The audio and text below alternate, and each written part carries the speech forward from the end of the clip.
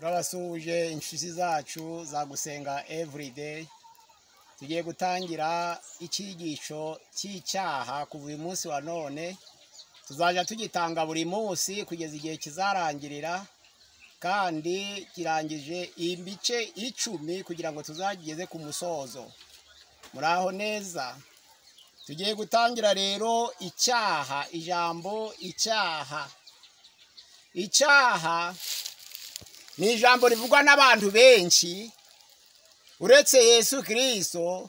Mu byanditswe byera niryo rivugwa n'abantu benshi ku mwanya wa kabiri.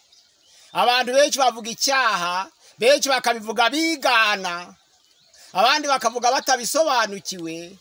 Twafashe intego rero yo gusobanura ijambo icyaha. Icyaha ni iki? Muri iki cyigisho cyacu rero tuzavuga ku bice 10. Ingingo ya mbere tuzaganira ku ijambo icyaha ni iki, kugira ngo buri wese abashe gusobanukirwa. Ingingo ya kabiri tuzasobanura inkomoko y'icyaha, cyakomotse he, bakivuga gituruka he. Ingingo ya gatatu tuzaganira inzira kinyuramo ngo kigere ku bantu, inzira z'icyaha. Ingingo ya kane tuzaganira ku ntambwe z'icyaha. Ingingo ya gatanu tuzaganira kuri kamere y'umuntu n'icyaha. Ingingo ya gatandatu tuzaganira ku mizi y'ibyaha. Ingingo ya karindwi tuzaganira ku mbaraga z'icyaha. Ingingo ya 8 tuzaganira ku cyaha kitababarirwa. Ingingo ya 9 tuzaganira ku ngaruka y'icyaha. Maze nidusoza tuzavuga kunesha icyaha. Ni gute umuntu yabasha kunesha icyaha akagitsinda burundu? Yabigenza ate? Niyo ngingo ya nyuma kandi ya 10 tuzabasha kuganira. Ubu tugiye gutangira ingingo ya mbere, icyaha ni iki? Muri Bibiliya isezerano rya kera Yeremiya 23:1, ijambo bakoresheje ku rurimi rw'umwimerere rw'igiheburayo ngo kataha bisobanura ngo kubura intego mu buzima bwawe. Iyo umuntu atagira intego mu buzima aba ari umunyabyaha. Iyo umuntu abyutse mu gitondo kare kare wamubaza ngo urakora iki none, akavuga ati sinzi kiraza ndagikora, Bibiliya ivuga ko ari umunyabyaha. Umuntu muzima utagira icyaha yarakwiriye kugira intego mu buzima bwe. Icyaha rero mu giheburayo kata ni ugutagira intego mu buzima bwawe. Ukaba utazi icyo uzakora muri iki cyumweru, ukaba utazi icyo urakora uyu mugoroba, ukaba utazi icyo uzakora ejo, kandi uri umuntu muzima, uri umuntu utunze urugo. Nicyo bita icyaha. Ariko ijambo hamaritiya byanditswe mu Baroma 6 hariya ku murongo waho wa 12 havuga ngo ntimuhishe ibyaha cyangwa mwimike ibyaha mu mibiri yanyu. Icyaha bisobanura ngo kugira ibitekerezo mibi bikabikwa muri wowe, ntimwimike ibyaha mu mibiri yanyu. Icyaha hamaritiya kivuye ku ijambo hamaritoros risobanura ngo ntimukimike ibyaha mu mibiri yanyu. Risobanura ngo nukubika ibitekerezo bibi mu mutima wawe. Icyaha rero, imyumvire y'abantu itandukanye ku cyaha nituma tumenya icyaha icyo ari cyo. Hari abantu ba mbere bita abateiste, bavuga ko nta Mana ibaho, ni abantu batemera Imana mu myizerere yabo. Abo bantu batemera Imana ntabwo bagomba kwemera n'icyaha, kuko ukora icyaha akorera Imana icyaha. Nta muntu ukorera mugenzi w'icyaha. Umuntu ahemukira mugenzi we byamubaza bikagera ku Mana. Imana niyo yonyine yabasha kubabarira ibyaha. Nizo mpamvu nta muntu ukorera undi icyaha. Umuntu ahemukira mugenzi we bigahinduka icyaha ku Mana, ariko Imana ubwayo akaba ariyo yonyine ifite ubushobozi bwo kubabarira ibyaha. Hamaritiya rero ni icyaha kirangwa no kugira ibitekerezo bibi bibitswe muri wowe.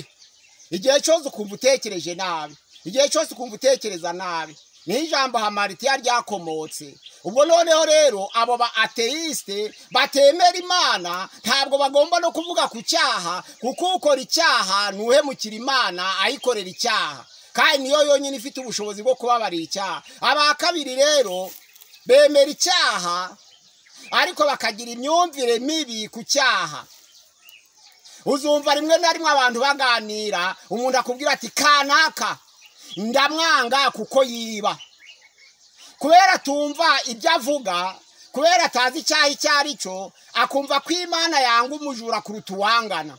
Iyo uvuga ngo wanga umujura nawe ukaba wangana, ku ijambo ry'Imana muri Yohana ya 3:15 haravuga ngo umuntu wanga mugenzi we asa n'umwicanyi, kandi nta mwicanyi ufite ubugingo buhoraho muri we. Iyo wanga umuntu ngo nuko akora icyaha, uba umurusha icyaha. N'Imana ubwayo ntabwo yigeze yanga abanyabyaha, ari na Yesu Kristo ntabwo ari kwanga abanyabyaha ngo abashe kuducungura. Narizo mpamvu Yesu ubwo yahamagaraga Matayo 9:9 kugera ku 14, yabwiye Matayo ati nkurikira. Aho yakoreshereza gikoro, Matayo aramukurikira, barajyana binjira iwe, bashaka ibyo kurya barasangira. Abanyabyaha n'abakoresha b'ikoro baraza bicarana na Yesu batangira gufungura. Ariko abafarisayo bavuza induru bati yewe we, wa wundi uvuga ngo ava ku Mana, wa wundi uvuga ngo ni umwana w'Imana, yicaranye n'abanyabyaha agasangira n'abakoresha b'ikoro. Yesu yarababwiye ngo iyo hataba nkaba ntabwo nari kuza, iyo hataba abakoresha b'ikoro ntabwo nari kuza, iyo hataba abanyabyaha ntabwo nari kuza. Abanzanye ni nkaba, nazanywe n'abanyabyaha ntabwo nazanywe n'abakiranutsi. Nizo mpamvu Imana ubwayo ntabwo yigeze yanga abanyabyaha. Yesu Kristo ubwe ntabwo yigeze yanga abanyabyaha. Iyo uhangara uri umukristo muzima ukavuga ngo kanaka ndamwanga kubera sambana, kanaka ndamwanga kubera roga, kanaka ndamwanga kubera yiba, n'Imana ubwayo ntiranga umurozi. Na Yesu Kristo ubwe ntabwo yigeze yanga abarozi. Wewe uri umukristo ukavuga ngo wanga abanyabyaha, ubanga nkande. Icyaha rero ni iki? Abo bantu bumva icyaha bakacyemera ariko bakacyumva nabi, nibo bagereranya ibyaha bakavuga ngo nangwa no kubesha kuruta kwica, nangwa no kwiba kuruta kuroga, nangwa. Abavuga ngo nangwa ni abantu bemera ibyaha ariko bakaba badasobanukiwe icyaha ni iki. Aba gatatu nabo bemera icyaha ariko bakagabanya uburemere bwacyo. Abo bantu bemera icyaha bakagabanya uburemere bwacyo ni wavuga ngo Imana nayo irabizi, izi ko ntabishobora, izi ko umwana w'umuntu ufite umubiri atabasha nka kiriya. Kayini yaravuze ngo Mana, n'Itangiriro 13, igihano mpaye kirenze icyo nakwihanganira, igihano mpaye kirenze icyo nakwihanganira. Ntabwo Imana yatanga igihano kiruta uko umuntu yakihanganira, ahubwo Imana yatanga igihano kingana nuko umuntu yabasha kucihanganira. Byaba n'ibigeragezo bitugeraho, Pawulo yaravuze ngo nta kigeragezo kigera kuri mwe kitari urusangi, hamwe no kugeragezwa ngo Imana ibacira akanzu kugira ngo mubone uko mwakihanganira. Ntabwo Imana rero yakugerageza ibiruta ibyo wabasha kwihanganira, kandi hamwe no kugerageza Imana ibikwigisha kugira ngo ibashe kugucira akanzu mubone uko wabyihanganira. Abo bantu rero bahakana ko Imana itabaho ntibemera icyaha. Babandi bemera icyaha ariko bakabyumva nabi, nabo bafite inyigisho zabo batanga. Babandi nabo bemera icyaha ariko bakagabanya uburemere ngo Imana izabyumva, Imana izatubabarira, Imana irabizi ko ntabasha kubyihanganira, Imana irabizi ko naringeze ahantu habi. Abo bantu nabo bafite icyerekezo cyabo cy'imyigishirize. Icyaha ni iki? Ijambo ryanditswe muri Yohana ya mbere niryo tugiye gusoma. Yohana ya mbere ibice 3, turasoma ku murongo waho wa 4 twumva uko atubwira. Urwandiko Yohana yandikiye itorero, ibice 3 umurongo wa 4 haravuga ngo umuntu wese ukora icyaha abagomye, kandi icyaha nibwo bugome. Umuntu wese ukora icyaha abagomye, kandi icyaha nibwo bugome. Hepfo haranditswe ngo ubugome cyangwa kwica amategeko. Umuntu wese ukora icyaha abagomye, kandi icyaha nibwo bugome. Hasi baranditse ngo ubugome ni ukwica amategeko.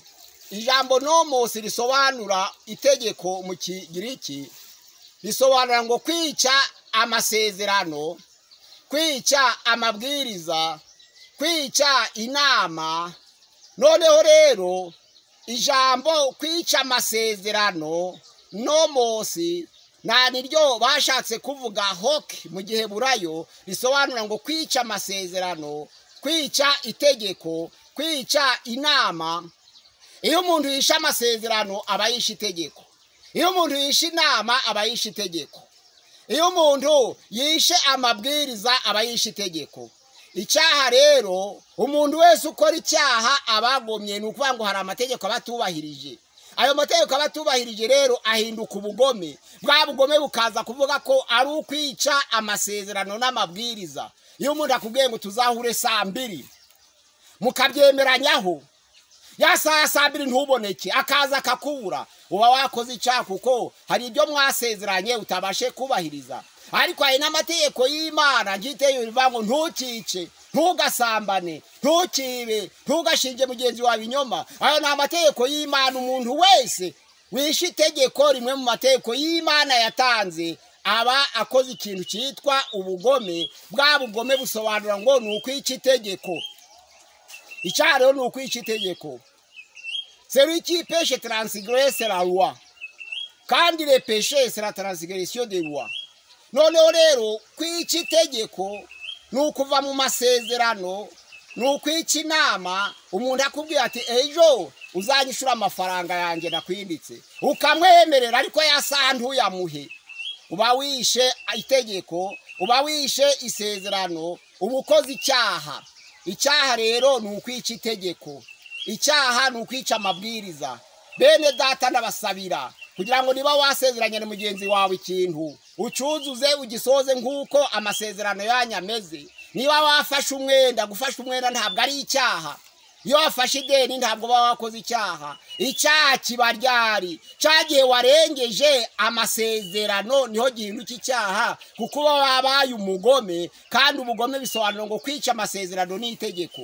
Ubwo icyaha rero ni ukwica itegeko, icyaha ni ukwica amabwiriza, icyaha ni ukwica isezerano, icyaha ni ukwica inama. Niba mwagize amasezerano ko korari iratangira saa 8, bamwe bakaza saa 8, abandi bakaza saa 9, babandi batubahirije isaha bari bakwiriye kubanza gusaba imbabazi mbere yo kuririmbana n'abandi, kuko batubahirije amasezerano basezeranye kandi biyemeje.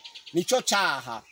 Icyaha ni ukwica amategeko, icyaha ni ukwica amabwiriza, icyaha ni ukwica isezerano, icyaha ni ukwica inama. Niba nkubwiye ngo ngusezeraniye kuzaguhemba ikintu cyangwa kuzaguha impano, ya mpano sinyiguhe nubwo waba ntaco wampaye, ariko kuko ryari isezerano. Ijambo ry'Imana riravuga ngo gusezerana ubutanze umwenda. N'abacumugani baravuga ngo gusezeranira umuntu ikintu gihinduka umwenda. Ico gihe ubukoze icyaha kutashoje amasezerano. Icyaha rero tugiye kureba inkomoko yacu. Imana imaze kurema Adamu mu ngobyi ya Edeni, yamushize muri iyo ngobyi. Usoma igice cya 2:8 kugera kwa 9, iravuga ngo yamejeje mw'ibiti by'ubwoko butatu. Hari igiti cya mbere, hari igiti cy'igikundiro cyera imbuto zose ziribwa.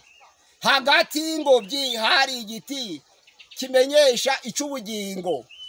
Hepfo y'iyo ngobyi hari igiti cy'ubwenge kimenyesha icyiza n'ikibi. Urumva hari igiti cy'igikundiro cyera imbuto ziribwa, kandi Uwiteka ari yamuhaye uburenganzira bwo gusoroma ku mbuto z'igiti cyose. Ariko hagati hari igiti cy'ubugingo, hepfo hari igiti cy'ubwenge kimenyesha icyiza n'ikibi. Maze Imana iramubwira ngo ntugikoraho.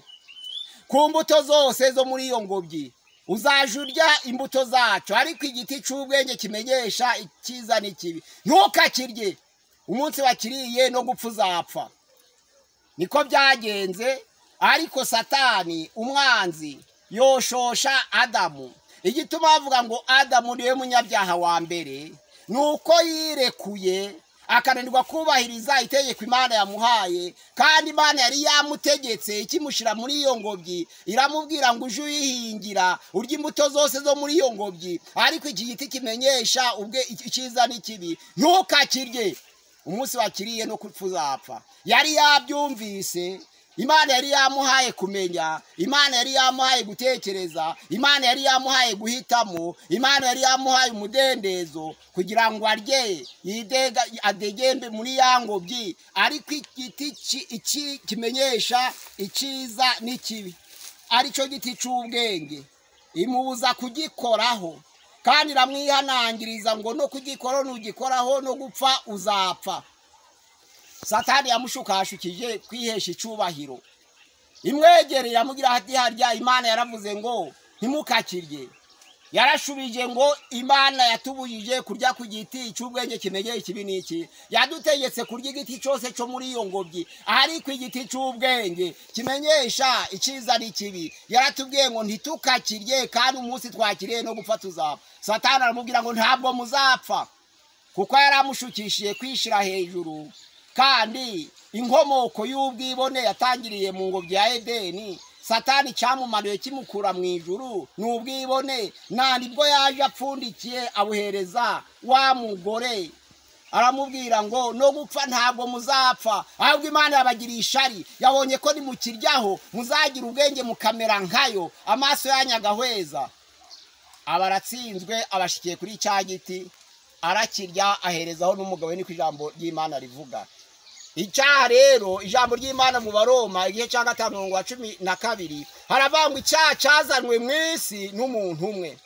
Cya cyaha kizana urupfu, rwa rupfu rugera ku bantu bose kuko bose bakoze icyaha. Cya cyaha cyazanwe mu isi n'umuntu umwe, cyazanye urupfu, rwa rupfu rugera ku bantu bose kuko abantu bose bakoze icyaha. Ariko ijambo ry'Imana riravuga ngo bose bakoze icyaha, ko twese dukomoka kuri Adamu, ntibashikira ubwiza bw'Imana, ahubwo dutsindishirizwa n'umuntu Imana ibiduhereye ubusa kubwo gucungurwa kubonerwa muri Yesu Kristo. Icyaha cyazanywe n'umuntu umwe mu ngobyi ya Edeni. Cya cyaha kizana urupfu, rwa rupfu rugera ku bantu bose, ntawe ufite icyo kwireguza, yaba umwana, yaba umugabo, yaba umusore, yaba umusaza, ntawe ufite icyo kwireguza, kuko twese twakomotse kuri Adamu. Ingaruka y'icyaha rero igomba kutugeraho nirwo rupfu. Narizo mpamvu Yesu Kristo yaje aje gukuraho icyaha. Kandi Adamu wa mbere yari ubugingo buzima, ariko Yesu yaje ari umwuka utanga ubugingo. Nizo mpamvu abamwemeye bose bazanesha icyaha, ntabwo twanesha icyaha ubwacu. Narizo mpamvu Tito igihe cya 3:4 haravuga ngo nyamara kugira neza kw'Imana umukiza wacu gusohoye, Imana iradukiza itabitewe n'imirimo yo gukiranuka twakoze, ahubwo idukirisha kuhagirwa ibitewe n'imbabazi zayo, ariko kubwagwa ubwa kabiri ikadukirisha guhindurwa basha n'umwuka wayo wera. Nuvuga ngo muri Yesu tunesha icyaha, ubwacu ntabwo twabasha kunesha icyaha, ariko turi muri Yesu, kuko Yesu Kristo ari wanesheje icyaha, tuzanesha. Ndabasabira bene data kugira ngo uyu munsi wa none mwemere Yesu Kristo nk'uwanesheje icyaha, kuko ntabwo yigeze akora icyaha, ahubwo yikoreye ibicumuro byacu abibambanwa ku giti. Ijambo ry'Imana muri Petero ya mbere ibice 2 umurongo wa 22 haravuga ngo nta cyaha yakoze, nta n'uburiganya bwabonetse mu kanwa ke, ngo yaratutswe ntiyabasubiza, yarakubiswe ntiyabakangisha, ahubwo yaritanze yidacurwa kibera, ubwo yikoreye ibicumuro byacu abibambanya ku giti, kandi imibyimba ye ntiyadukirisha. Ndabasabira bene data uyu munsi wa none dutumbire Yesu, niyo yikoreye ibyaha byacu arabibambanya ku musaraba, kugira ngo twabare abanyabyaha duhinduke ubukiranuka kwayo. Imana yacu dufashe kandi duhe kumuhanga amaso twese, tumenye ko nta wundi wabasha kudutsindishiriza uretse ubuntu benerwa muri Yesu Kristo umwami wacu. Imana yacu dufashe mu izina rya Yesu, amina.